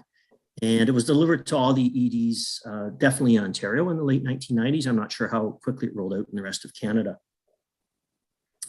So in 2001, it was decided with the EHS branch that this should expand into the pre-hospital setting. And there was a couple of reasons for that. Number one, so that the paramedics were speaking the same language as the emerge staff. And the second was that a lot of the urban settings were beginning to experience the offload delays. And it was felt that maybe some of these patients, if they were triaged in the pre-hospital setting, they didn't necessarily have to go to the closest emerge department that may be overwhelmed at the time and could bypass an emerge department and go to a different emerge department that could better accommodate the patient more quickly. So in 2001, RVH-based hospital for Simcoe and Muskoka was tasked with developing the Ctas program for all Ontario paramedics. At that time, I was the program director down there, and I'd like to take the credit that they chose our program to develop this because it was me, but actually it was because Dr. Michael Murray, who's the president of CAPE, was also our medical director. So we created the program and developed a process to deliver it out into the rest of Ontario, and we used the regional training coordinator network. And so that's how Ctas came to be and how it came to be incorporated in our response times. Now, as far as bypassing hospitals in more rural settings, that's not an option because usually we only have one hospital. That's just a bit of the history of how we came to having Ctas and how it came associated with our response times. So as you can see from our response times for 2021, we did well. And again, our response times we decide on what our response times are. The county council decides on that. Now, sudden cardiac arrest, the response time is pre-established, being 6 minutes. But as a county, we are allowed to determine the percentage of time we meet that goal for a target. And the same goes for Ctas 1. Again, it's 8 minutes, and we just determine the percentage of time that we feel we can meet that target. For Ctas 3, 4, and 5, we have the ability to determine the response time and the percentage of time we get there. So for Ctas 2, it's 15 minutes, 65% of the time. Ctas 3, it's 20 minutes, 65% of the time. Ctas 4 is 25 minutes, 65% of the time. And Ctas 5 is 30 minutes, 65% of the time. So as you'll note from the attached graph and the comments, we did meet all of our targets for 2021, which is, I think, a good achievement, a very good achievement, considering our call volume had increased by 14%. And I do attribute a lot of that to the 24-hour staffing of the Tory Hill car. So if there's any questions. Okay, questions? Councillor Kennedy. So we can blame you, Chief Twait, for the wait that we went through in 2001 onwards, trying to fit a square peg into a round hole. I applaud the department, and these are excellent results.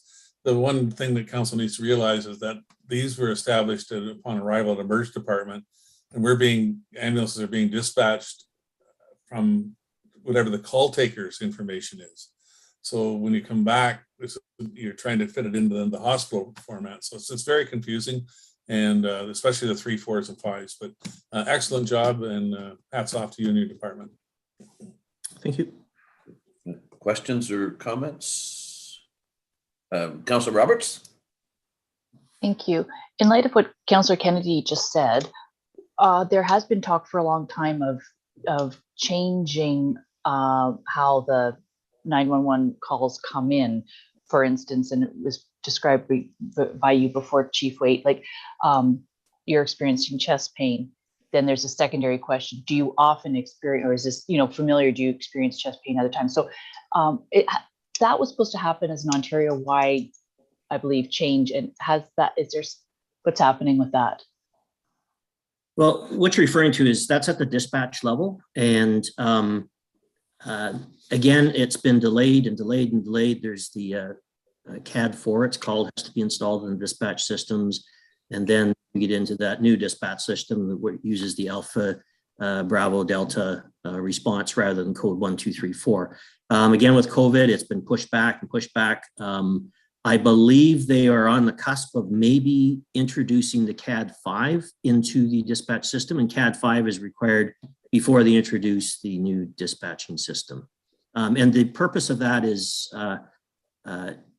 not to, it does affect the responses of the paramedics, because it hopefully better defines what the patient's Ctas level may be upon the arrival of the paramedics. Other questions? Not, could I have someone move to receive? Councillor Dvolan, second by Councillor Moffat. Moved by Councillor Dvolan, seconded by Councillor Moffat. Be it resolved that Haliburton County Council receives the February 9th, 2022 staff report on 2021 response times for information only. All in favor? It's carried. Thank you. Thanks, Tim. Delegated authority letters of support. I presume Mike. Actually, this will be Scott Bovell making this. Good.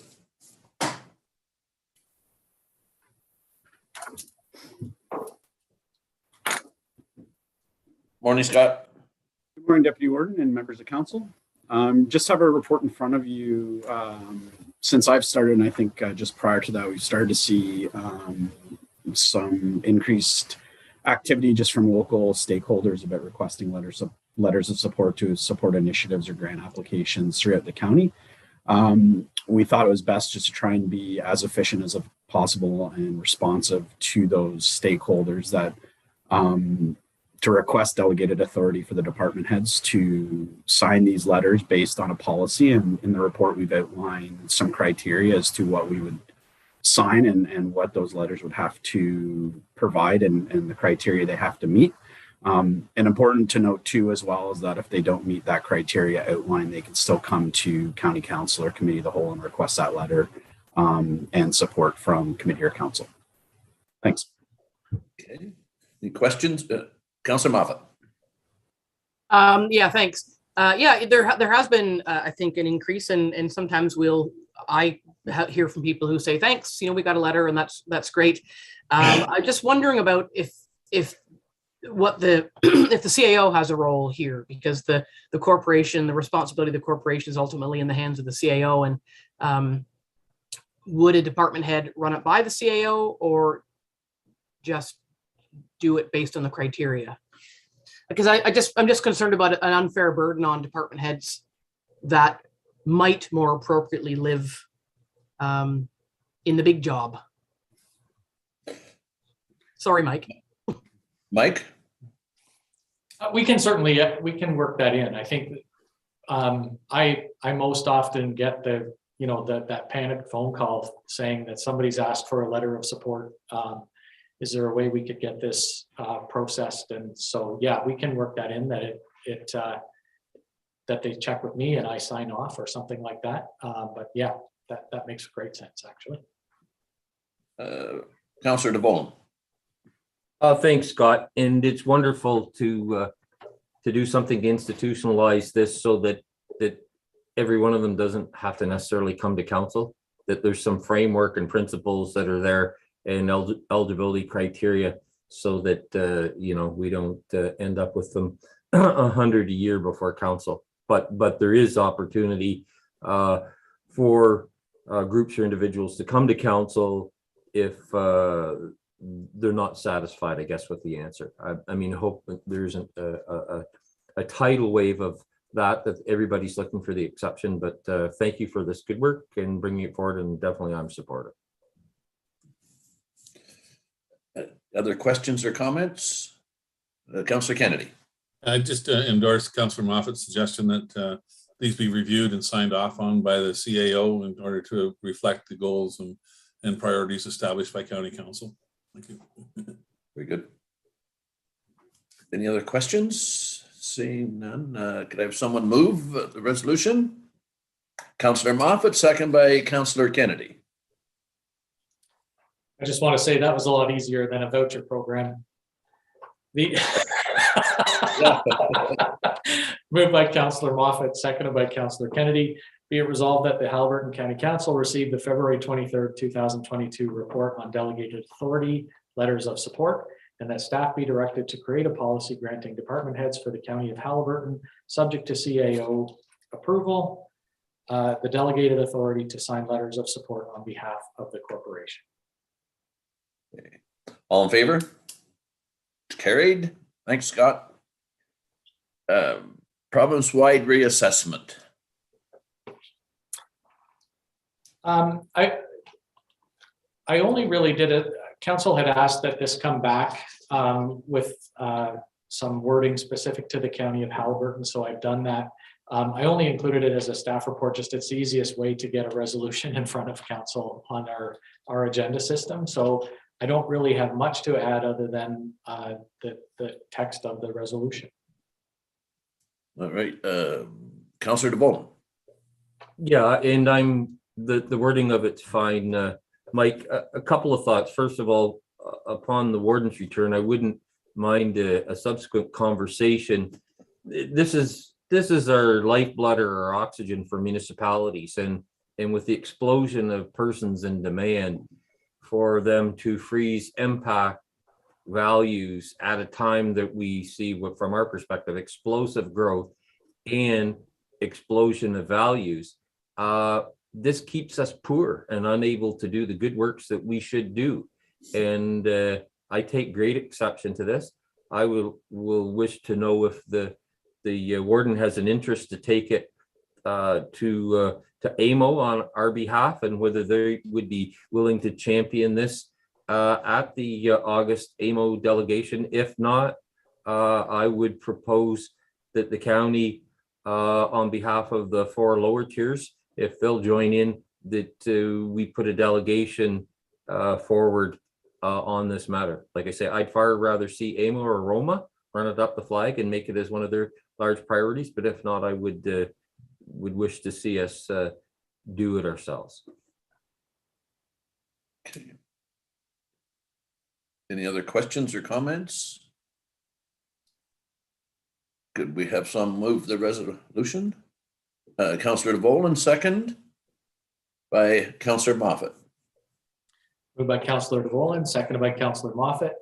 Whereas the Government of Ontario recently announced the continued postponement of the province-wide assessment update for the 2022 and 2023 taxation years. And whereas this means that property values will continue to be based on the January 1st, 2016 valuation date until at least 2024. And whereas the County of Haliburton is aware of significant increase in property values within the county caused by increased demand for housing in this community. And whereas that increased demand for housing is leading to an increased population, which results in increased demand for municipal services. And whereas the continued postponement of property valuation translates into a significant loss of taxation revenues for municipalities. Now therefore be it resolved that the County of Haliburton urges the Government of Ontario to reconsider its decision and direct the Municipal Property Assessment Corporation to proceed with a province-wide assessment update in order for the County of Haliburton and local municipalities to be able to collect property taxes based upon actual property values to meet increased demands for municipal services, and that a copy of this resolution be forwarded to the councils of Haliburton County, of the Haliburton County local municipalities and our MPP, Laurie Scott. All in favor? It's carried. Thank you. Reports and minutes from external boards and agencies. Halberta, Kawartha, Pine Ridge Health Unit. Councillor Roberts. Yeah, I don't have anything to report from those minutes. As we know, everything certainly regarding COVID is changing rapidly, and we've all know that the mass vaccination clinics are ending. The one thing that I think that county council is the biggest, one very big thing that they need to keep in mind is that the province did, again, for 2022, give some top-up funding to mitigate the impact of the change in the funding ratio of the 70-30 split. So this will be for 2022, but there's nothing beyond that. So I wouldn't, we'll see what happens in June with the province and the election there. But I just think that the Haliburton County needs to be aware that they're, we have had increases in our financial commitment, our obligation to the health unit, but that could rise next year. So I'll keep you posted. Okay, thank you. Any questions for Andrea? Seeing none. Point in time, Councillor Shell is away. The minutes are there. Eastern Ontario Wardens Caucus, the warden's away. There's no minutes there. Mike, have you anything to bring from there? We haven't had a meeting. We will be having a meeting in March, so nothing to report since the last. Kawartha Lakes and Haliburton Joint and Social and Housing Services Committee. Brett? We meet next week as well, so I'll report after that meeting. Thank you. Haliburton Highlands Health Service Professional Recruitment Committee. Carol? We have a meeting this afternoon. Very good. Have a good Keep you meeting. posted. Thank you. County Haliburton Library Board, Councillor Roberts. Yeah, the library boards, we've been busy, lots of minutes there. Our new CEO is an excellent communicator. And I said, you'd be careful what you start because we're getting these little Friday updates. So every Friday, the board members get a little notice about what's happening. So it really is improving the communication. And, we worked on at the last meeting, our work plan for the year, talked about having some staff presentations at each board, not necessarily every board meeting, but at some board meetings, just so the board has a better understanding. And we do get the press attending our meetings, so that sort of helps to make sure we know what services that the library offers. And there were some issues due to very cold weather, particularly at the administration building in Dysart, which luckily Dysart staff was helpful and it was good, but minus 30 how many days in a row is very, very difficult on buildings. So the CEO was appreciative that we were able to attend to that. So yeah, that's it. All right, thank you. Carol. Yeah, I'm also on the library board and just wanted to echo and expand on Andrea's comments that the new, I don't know how long we can keep calling him the new CEO, but Chris is he's like a ray of sunshine. He's brought in like a different attitude, and the library board it feels more progressive and inclusive than it has in a while, and I think it's all really good news. So it's good news. Very good. Other comments or questions? Councillor Kennedy. Yeah, thank you. I'm reading in the media that there's potential closures of libraries due to staffing issues. I know that a lot of these are part-time jobs and very low hours. Has there been any thought of how to rejig the toolbox to maybe hire a full-time float that goes around in order to entice more staff? Or just if you could give us some comments on where we are and where we're going with this program. Andrea? Yeah, it's a difficult issue. It was mainly due to some COVID related and some availability of staff, which a lot of organizations were having, but it led to a deeper conversation about branches that have minimal hours. And we are trying to do that to provide more full-time jobs so that employee would go from this location for a few hours travel, and they're doing that. But it did lead to the bigger conversation of which we will continue to have, how we can best serve our patrons. You know, we've always had this relationship with the lower tiers to provide the facility, and that we provide the service, the library board, I should say. So we'll be having a deeper conversation. We're also going to be really looking to see what the success rate is of what's happening in Dorset, which is the book depot system that's at Robinson's General Store. And I don't know if that's actually officially opened. Councillor Moffat has it. Yes. Okay. So that is all ready to go. There's other ways we've seen to provide service than necessarily bricks and mortar. So. Thank you. Any other questions? Now, could I have someone move to receive the reports? Councillor Moffat, second by Councillor Kennedy. Moved by Councillor Moffat, seconded by Councillor Kennedy. Be it resolved that Haliburton County Council receives for information the following: the January 20th, 2022 HKPR Board of Health approved minutes, the October 26th and November 23rd, 2021 Point in Time Center for Children, Youth and Parents approved minutes, and the January 11th special minutes, January 12th regular minutes, and the February 9th, 2022 draft minutes from the Haliburton County Public Library Board. All in favor? It's carried. County of Haliburton Land Division Committee, Land Division Activity Report. Director of Planning. Steve?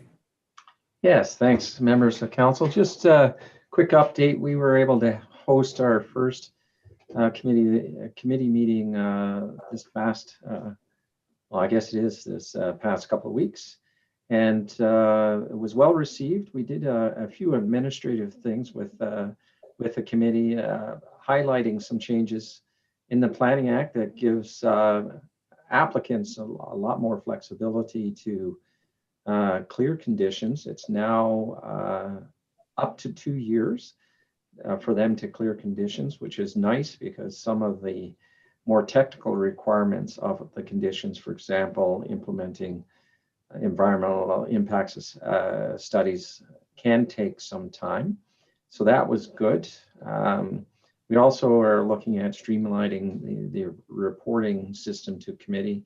We came up and agreed to a new template, as well as some improvements to how motions are received and approved by the committee. So thank you very much for allowing me to update you. Any questions? Councillor Kennedy. I just want to compliment Steve on the efforts he's made to revitalize this committee and make it a little more user friendly for us that are planners. Reading through the reams and reams of background material and the new template looks like it's going to be very concise with the recommendations, and I really look forward to the new format. And thank you for your efforts, Steve, so far on that. Thank you. Councillor Roberts. Yeah, really, thanks. Really pleased to see that the province changed that to 2 years. I have served on the Land Division Committee for quite a bit of time, and it was always, you know, the chair at the time would always say, okay, and the clock is ticking. It was a scramble to get some of these things done in a certain time, and sure enough, we'd have an application of a request for you know, renewal, and that's a rigmarole. So this 2 years is very realistic to get the to get everything in place. So that's great news. Thanks. Okay. Any other comments? Could I have someone move to receive the report? Councillor Roberts, second by Councillor Kennedy. Moved by Councillor Roberts, seconded by Councillor Kennedy. Be it resolved that the February 23rd, 2022 staff report on land division activity be received for information by Haliburton County Council. All in favor? It's carried. Thank you. Other external boards and agency, Ontario Good Roads Association, I don't really have an update. We are meeting next week, I think on March 1st, and it'll probably be my last meeting as president. I'll become immediate past president after that, which is fine.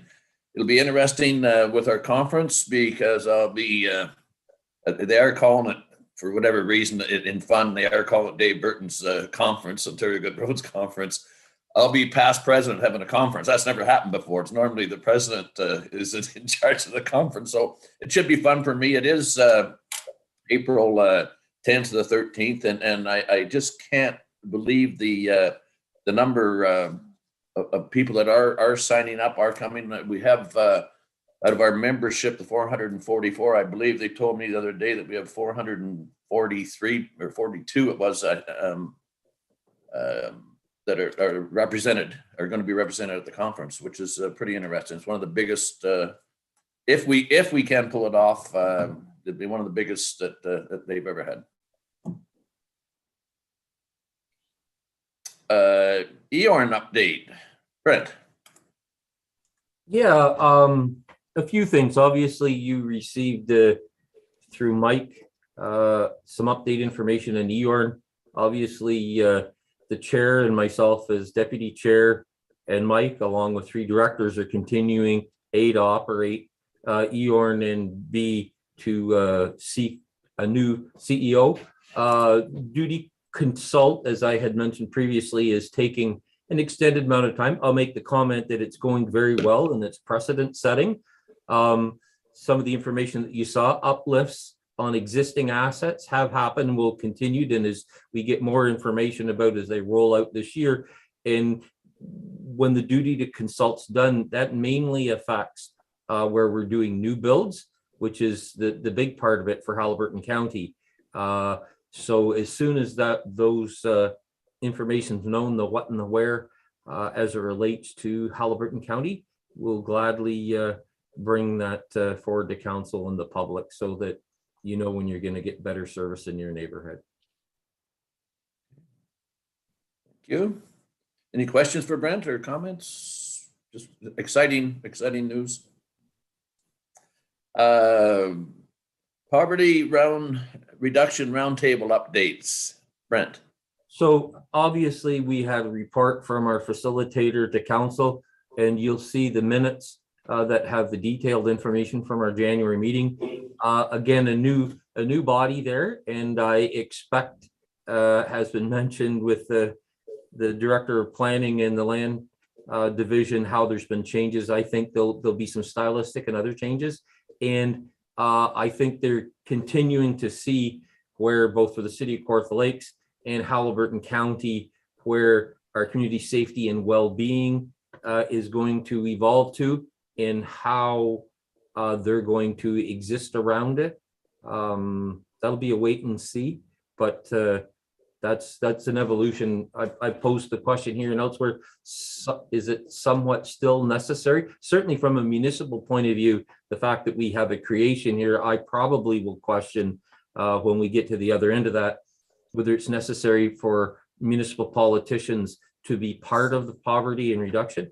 If they become a stakeholder or group that would feed information into our community safety and well-being, that's probably a more logical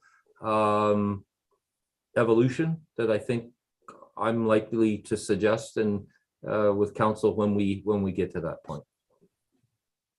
Thank you. Thanks, Brent.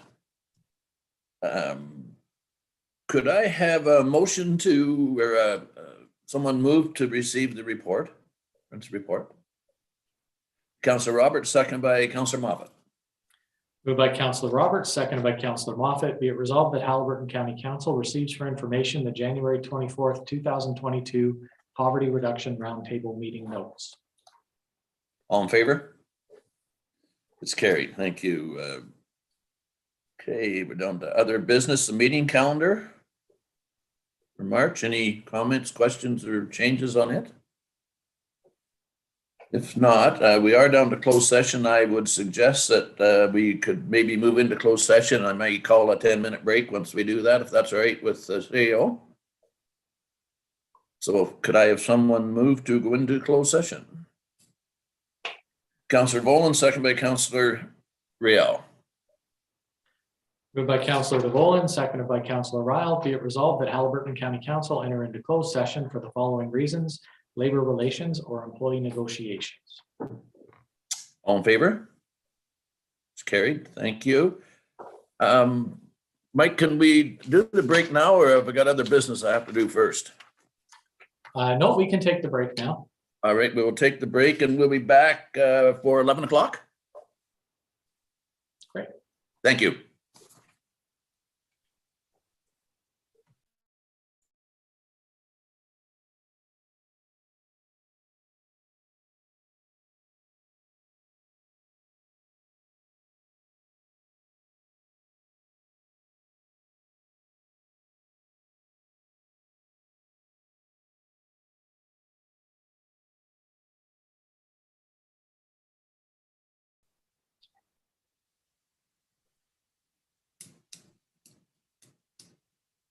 Are we live? Not just yet. Okay, thank you. And we are now. All right, thank you. Bylaws. Bylaw 4090, could I have someone move? Councillor Roberts, second by Councillor Kennedy.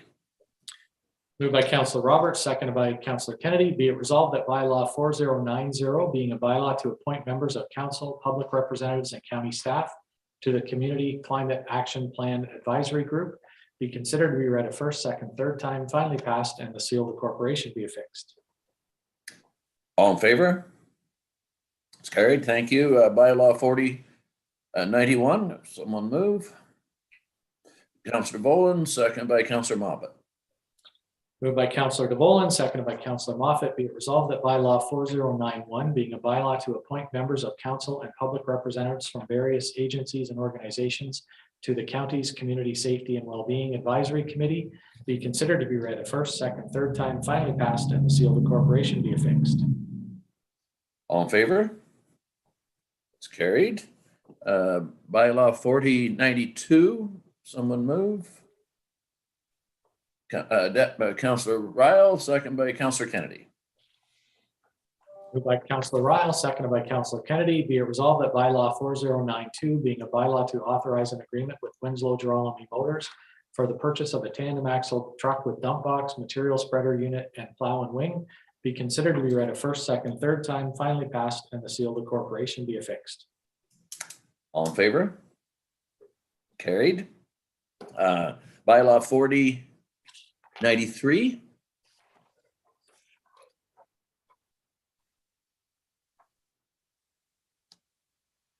Could I have someone move? Councillor Moffat, second. Councillor DeVolen. I was going back to Highlands East in my mind, but anyway. Moved by Councillor Moffat, seconded by Councillor DeVolen. Be it resolved that bylaw 4093, being a bylaw to authorize the warden and clerk to execute an agreement for the use of the Haliburton County Rail Trail with the Haliburton All-Terrain Vehicle Association and other provincial past members under the direct supervision of the Haliburton All-Terrain Vehicle Association be considered to be read a first, second, third time, finally passed, and the seal of the corporation be affixed. All in favor? It's carried. Bylaw 4094, someone move. Councillor Kennedy, second by Councillor Roberts. Moved by Councillor Kennedy, seconded by Councillor Roberts. Be it resolved that bylaw 4094, being a bylaw to authorize the warden and clerk to execute an agreement for the use of the Haliburton County Rail Trail with the Kawartha All-Terrain Vehicle Association and other provincial past members under the direct supervision of the Kawartha All-Terrain Vehicle Association be considered to be read a first, second, third time, finally passed, and the seal of the corporation be affixed.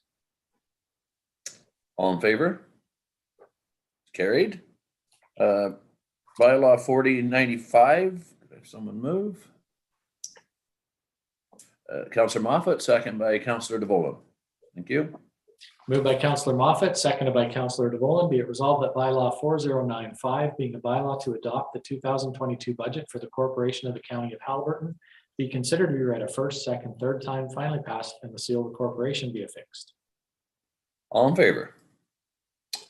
Carried. Bylaw 4096, could I have someone move? Councillor Kennedy, second by Councillor Moffat. Moved by Councillor Kennedy, seconded by Councillor Moffat. Be it resolved that bylaw 4096, being a bylaw to establish 2022 tax ratios for the municipalities in the county of Haliburton, be considered to be read a first, second, third time, finally passed, and the seal of the corporation be affixed. All in favor? It's carried. Bylaw 4097, could I have someone move? Councillor Boland, seconded by Councillor Roberts. Moved by Councillor DeVolen, seconded by Councillor Roberts. Be it resolved that bylaw 4097, being a bylaw to establish 2022 property tax rates for upper tier purposes, apportionment of upper tier tax revenue among lower tier municipalities, and establish installment dates and percentages for the payment of tax revenue to the upper tier by the lower tier municipalities be considered to be read a first, second, third time, finally passed, and the seal of the corporation be affixed. All in favor? It's carried. Thank you. No notice of motion. Confirming bylaw, bylaw number 4098. Could I have someone move? Carol? Second. Councillor Ryle. Moved by Councillor Moffat, seconded by Councillor Ryle. Be it resolved that bylaw 4098, being a bylaw to confirm the proceedings of the February 23rd, 2022 meeting of Haliburton County Council, be considered to be read a first, second, third time, finally passed, and the seal of the corporation be affixed. All in favor? I kind of hate to see this come to an end, but I would ask for someone move for adjournment. Councillor Kennedy, second by Deputy Mayor Ryle. Moved by Councillor Kennedy, seconded by Councillor Ryle. Be it resolved that February 23rd, 2022 meeting of Haliburton County Council be adjourned. All in favor? Thank you. Excellent, excellent morning. And Mike, thank you very much for the preparation. Everyone have a good day. And you didn't even have to use that gavel. No, I got it close by though, Brent.